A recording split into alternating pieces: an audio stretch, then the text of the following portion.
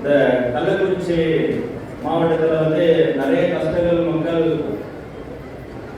பாதிக்கப்பட்டிருக்காங்க என்ற கருத்தை சொன்னாங்க. உண்மைதான். இது வந்து 59 ஆண்டு காலமா நடந்த பிரச்சனையை அண்ணன் சொல்லியிருக்காங்க.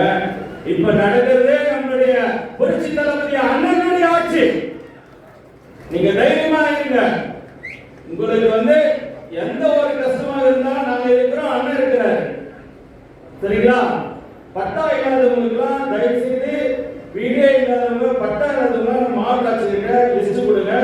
விரைவில் வந்து நம்ம மாவட்டத்துக்கு 1 லட்சம் பேருக்கு பட்டா கொடுக்க போறாங்க. நம்ம முதலமைச்சர் அறிவிக்க போறாரு விரைவில். இந்த மாதிரி மக்களோட பிரச்சனையை மட்டுமே நம்ம முதலமைச்சர் கவனத்தில் கொண்டு நமக்காக வாழ்ந்து கொண்டு இருக்கிறார். எல்லாத்தையும் விட்டு நடந்த கஷ்டங்களும் மறந்துடுங்க. இனி எந்த கஷ்டமும் இருக்காது உங்களுக்கு என்று. இந்த பழங்குடியினர் உங்களுடைய தொழில் வாழ்வாதாரம் எதுவாக இருந்தாலும் சரி, நீங்கள் மனுக்களாக நம்ம மாவட்ட ஆட்சியரிடம் கொடுங்க. நாங்கள் இருக்கிறோம், உங்களுக்கு பக்கத்துல கூடவே இருப்போம். முதலமைச்சர் நம்மளுடைய முதலமைச்சர் நம்ம அண்ணன் நமக்காக தான் இருக்கார். எல்லாத்தையும் விட்டுட்டு நமக்காக இருக்கார். வெறும் 5 வருஷத்துக்கு மட்டும் இருந்துட்டு போனான்னு அவர் இல்ல. அவர் புரட்சி தலைவர் எம்ஜிஆர் போன்று அவர் வாழும் காலம் வரை அவரே நீடித்து இருப்பார் என்று இந்த சபையை நான் அடிச்சு சொல்லுகிறேன்.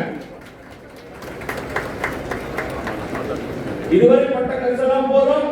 கள்ளச்சாராயம், போதைப் பொருள் அனைத்தும் ஒழிக்கப்பட்டது. இன்னும் அங்க